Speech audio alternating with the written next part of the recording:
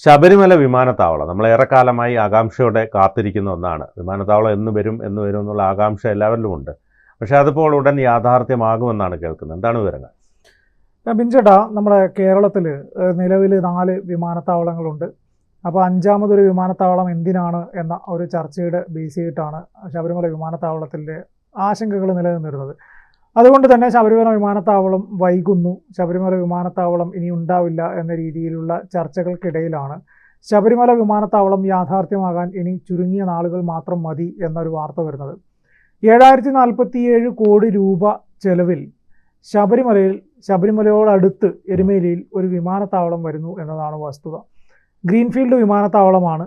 സ്വാഭാവികമായിട്ടും ശബരിമല ആ ഏരിയ വനങ്ങൾക്ക് നടുവിൽ അങ്ങനെയൊക്കെ വരുന്നത് കൊണ്ട് ഉറപ്പായിട്ടും അതൊരു ഗ്രീൻഫീൽഡ് വിമാനത്താവളം തന്നെയാണ് വരുന്നത്. ഈ കഴിഞ്ഞ കുറച്ച് നാളുകളായിട്ട് ഇതിനുമായി ബന്ധപ്പെട്ടിട്ടുള്ള പഠന റിപ്പോർട്ടുകളും കാര്യങ്ങളുമൊക്കെ ചർച്ച ചെയ്ത് ഈ മാസം ആദ്യഘട്ടത്തിലാണ് മുഖ്യമന്ത്രി ഇതിൻ്റെ അന്തിമ റിപ്പോർട്ട് പരിശോധിച്ചിട്ട് അതിന് തത്വത്തിൽ അംഗീകാരം നൽകിയത്. മുഖ്യമന്ത്രിയുടെ അംഗീകാരം ലഭിച്ചതോടുകൂടി ഇത് കേന്ദ്ര സർക്കാരിന് സമർപ്പിക്കപ്പെട്ടു. ഇനി കേന്ദ്ര വ്യോമയാന മന്ത്രാലയമാണ് ഇവിടെ വിമാനത്താവളം പണിയുന്നതിനും തുടർ നടപടികൾക്കുമായിട്ടുള്ള അന്തിമ തീരുമാനമെടുക്കേണ്ടത്. ആ ഒരൊറ്റ തീരുമാനം കൂടി ഉണ്ടായിക്കഴിഞ്ഞാൽ ശബരിമല വിമാനത്താവളം യാഥാർത്ഥ്യമാകും. 7047 കോടി രൂപ എന്ന് പറഞ്ഞു കഴിഞ്ഞാൽ വിമാനത്താവളത്തിൻ്റെ നിർമ്മാണം മാത്രമല്ല, അവിടുത്തെ സ്ഥലം ഏറ്റെടുക്കണം, ബാക്കി അവിടത്തേക്കുള്ള റോഡുകൾ നന്നാക്കണം, അങ്ങനെ തുടങ്ങി ഒരു വിമാനത്താവളം തുടങ്ങാൻ ആവശ്യമായ എല്ലാം പരിശോധിച്ചതിന് ശേഷമാണ് 7047 രൂപ ചെലവ് വരുന്നു എന്ന് കണ്ടെത്തിയത്. സ്വാഭാവികമായിട്ടും ഈ നിലവിലെ സാഹചര്യത്തിൽ ശബരിമലയിൽ എത്തേണ്ട ഒരു അയ്യപ്പ ഭക്തൻ നമ്മുടെ കേരളത്തിലോ അല്ലെങ്കിൽ ഈ ഇന്ത്യയിലുള്ള അല്ലാതെ ഒരു പുറം രാജ്യങ്ങളിലുള്ള ഒരു അയ്യപ്പ ഭക്തൻ വരികയാണെങ്കിൽ അവർ നമ്മുടെ നെടുമ്പാശ്ശേരി വിമാനത്താവളത്തിൽ വന്നിറങ്ങുന്നു. നെടുമ്പാശ്ശേരി വിമാനത്താവളത്തിൽ നിന്ന് ടാക്സി പിടിച്ചിട്ട് പോകുന്നു. അപ്പോൾ ഈ ടാക്സി പിടിച്ച് ഇത്രയും ദൂരം യാത്ര ചെയ്യാനുള്ള ഒരു സാഹചര്യം അതൊക്കെ കണക്കിലെടുത്തുകൊണ്ട് വിവിധ കോണുകളിൽ നിന്നാണ് നമ്മുടെ ശബരിമലയിൽ എന്തുകൊണ്ടാണ് ഒരു ഗ്രീൻഫീൽഡ് വിമാനത്താവളത്തിനുള്ള സാധ്യതകൾ പരിശോധിച്ചുകൂടാ എന്ന് നോക്കിയത്. ആദ്യഘട്ടങ്ങളിൽ ശബരിമലയിലേക്ക് പോകാനുള്ള യാത്രാ സൗകര്യം ഏറ്റവും കൂടുതലുള്ളത് അല്ലെങ്കിൽ ശബരിമലയിലേക്ക് പോകുന്ന ആളുകൾക്ക് എത്തിപ്പെടാനുള്ള ഒരു സൗകര്യമുള്ളൊരു സ്ഥലം എന്നൊക്കെ കണക്കിലെടുത്തുകൊണ്ട് ആദ്യഘട്ടങ്ങളിൽ പരിഗണിച്ചിരുന്നത് ആറന്മുള വിമാനത്താവളമാണ്. നമുക്കറിയാം, ആറന്മുള വിമാനത്താവളത്തിൻ്റെ പേരിൽ കോടതി കയറിയതും വലിയ സമരങ്ങൾ നടന്നതും ഒക്കെ നമ്മൾ കണ്ട കാഴ്ചകളാണ്. ആറന്മുളയിലെ നെൽവയൽ ഇല്ലാതാക്കിയിട്ട് അവിടെ ഒരു വിമാനത്താവളം വന്നു കഴിഞ്ഞാൽ സ്വാഭാവികമായിട്ടും അവിടെ ഉണ്ടാകുന്ന പാരിസ്ഥിതിക പ്രശ്നങ്ങൾ ചൂണ്ടിക്കാണിച്ചുകൊണ്ടാണ് വിവിധ സംഘടനകളുടെ നേതൃത്വത്തിൽ വലിയ സമരം ആറന്മുളയിൽ നടന്നത്. ആറന്മുള വിമാനത്താവള വിരുദ്ധ സമിതി എന്നൊക്കെ പറഞ്ഞിട്ടും ആറന്മുളയിലെ നെൽവയൽ സംരക്ഷിക്കാൻ വേണ്ടിയുള്ള സമിതി എന്നൊക്കെ പറഞ്ഞ വിവിധ സംഘടനകൾ പല പേരുകളിൽ വിവിധ രാഷ്ട്രീയ കക്ഷികൾ തന്നെ പല കൂട്ടായ്മകളുടെ പേരിലൊക്കെ വലിയ സമരങ്ങൾ നമ്മൾ കണ്ടിട്ടുള്ളതാണ് ഈ ആറന്മുളയും പരിസരങ്ങളിലൊക്കെ. പിന്നീട് എന്ത് എന്നുള്ളതാണ് ഇതിന് ചോദ്യം. ആറന്മുള വിമാനത്താവള പദ്ധതി നടപ്പിലാക്കാൻ പറ്റില്ല എന്നൊരു സംഭവം വന്നു. പിന്നെ എന്ത് ചെയ്യും? ഇനി അടുത്ത വിമാനത്താവളം എവിടെ? അപ്പോൾ പിന്നെ അടുത്ത സ്ഥലം പ്ലാന്റേഷൻ കോർപ്പറേഷൻ്റെ കയ്യിലുള്ള ഭൂമി, ബിലീവേഴ്സ് ചർച്ചിൻ്റെ കൈവശമുള്ള ഭൂമി, ഇതൊക്കെ ചേർത്ത് പിടിച്ചുകൊണ്ട് ഈ പറഞ്ഞ എരുമേലിക്കടുത്ത് ശബരിമലയോട് വളരെ ചേർന്ന് നിൽക്കുന്ന ഒരു സ്ഥലത്ത് ഒരു വിമാനത്താവളം എന്നത് മാത്രമാണ് പിന്നീട് മുൻപന്തി നമ്മുടെ മുന്നിലുള്ളൊരു വഴി എന്ന് പറയുന്നത്. അപ്പോൾ സ്വാഭാവികമായിട്ടും ആ ചർച്ചകളെല്ലാം കഴിഞ്ഞു. അവിടെ സ്ഥലം ഏറ്റെടുക്കുന്നതിൻ്റെ കാര്യങ്ങളെല്ലാം നോക്കി സർക്കാരിൻ്റെ ഒരു മതിപ്പ് വിലയുണ്ടാവും അവിടെ ഭൂമിക്ക്. അതെല്ലാം കൂടെ കാൽക്കുലേറ്റ് ചെയ്ത് ഒരു വിശദമായ റിപ്പോർട്ട് സമർപ്പിക്കാൻ വേണ്ടി ഏജൻസിയെ ഏൽപ്പിക്കുന്നു.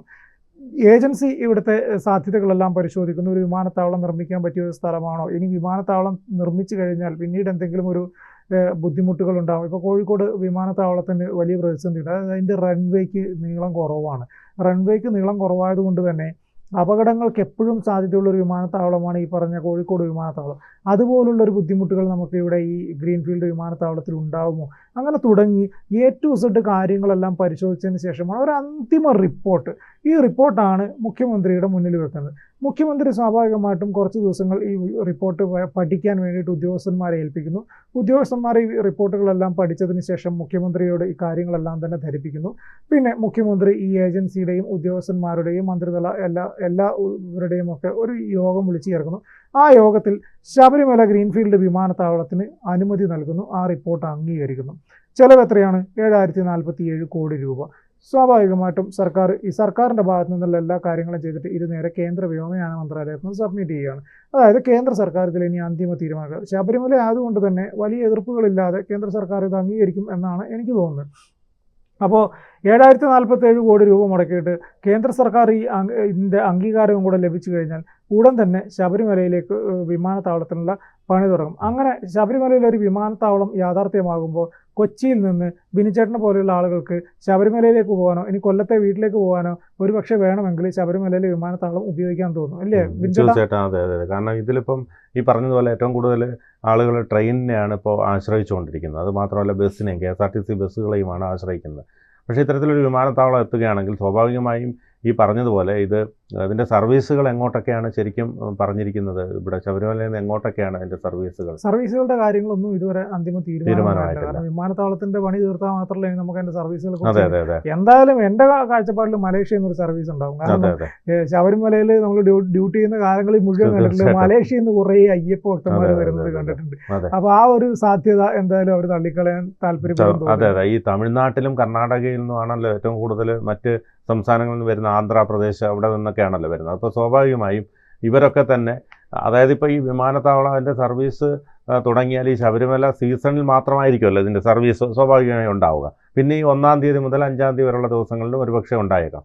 അപ്പോൾ ഈ പറഞ്ഞതുപോലെ ഇതൊക്കെ ഈ നമ്മളിപ്പോൾ വെർച്വൽ ക്യൂ എന്നൊക്കെ പറയുന്ന പോലെ അടുത്ത വർഷത്തെ വിമാന ബുക്കിംഗ് വരെ ഈ വർഷം തന്നെ പൂർണ്ണമാകും അല്ലേ? തീർച്ചയായിട്ടും. പക്ഷേ എന്നെ ആശങ്കപ്പെടുത്തുന്നത് വേറൊരു കാര്യമാണ് ബിൻചേട്ടാ. എന്താ വെച്ചാലേ ഇപ്പോൾ ബിൻചേട്ടൻ സൂചിപ്പിച്ച പോലെ ശബരിമല സീസണിൽ മാത്രമായിരിക്കുമോ വിമാനത്താവളം വർക്ക് ചെയ്യുക? എനിക്ക് തോന്നുന്നില്ല. കാരണം ഈ പത്തനംതിട്ട പോലുള്ള സ്ഥലങ്ങൾ എന്ന് പറഞ്ഞു കഴിഞ്ഞാൽ അല്ലല്ല, ഞാൻ ഉദ്ദേശിച്ചത് കൂടുതൽ സർവീസുകൾ എന്ന നിലയ്ക്കാണ്.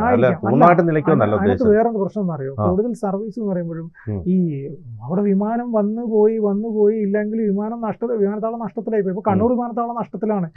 ഏറ്റവും കൂടുതൽ പ്രവാസികളുള്ള ഒരു ഏരിയയാണ് ഈ കണ്ണൂർ കാസർഗോഡ് എന്നൊക്കെ പറഞ്ഞത്. പക്ഷെ ഇപ്പോഴും അവിടെ കൃത്യമായിട്ട് വിദേശ രാജ്യങ്ങളിലേക്ക്, ഗൾഫ് കൺട്രീസിലേക്ക് സർവീസ് ഇല്ലാത്തത് കൊണ്ട് തന്നെ പല ആളുകളും ഇപ്പോഴും കോഴിക്കോട് നിന്നാണ് കയറി പോകുന്നത്, അല്ലെങ്കിൽ മറ്റേ ഈ പറഞ്ഞ പോലെ മംഗലാപുരത്ത് നിന്നാണ് കയറി പോകുന്നത്. കണ്ണൂർ വിമാനത്താവളത്തിൽ നിന്ന് വിമാന സർവീസുകളുടെ എണ്ണം കുറവാണ്. കേരളത്തിലെ വലിയ വിമാനത്താവളങ്ങളിൽ ഒന്നാണ് കണ്ണൂർ വിമാനത്താവളം. എന്നിട്ടും ആ വിമാനത്താവളം നഷ്ടത്തിലാണ്, അത് പൂട്ടേണ്ടി വരും എന്നുള്ള വക്കിലെത്തി നിൽക്കുകയാണെന്നാണ് DGC തന്നെ പറയുന്നത്. ആ ഒരു സാഹചര്യത്തിൽ ശബരിമല വിമാനത്താവളം അത് പക്ഷെ ലാഭകരമായിരിക്കും എന്ന കാര്യത്തിൽ എനിക്ക് അഭിപ്രായമില്ല.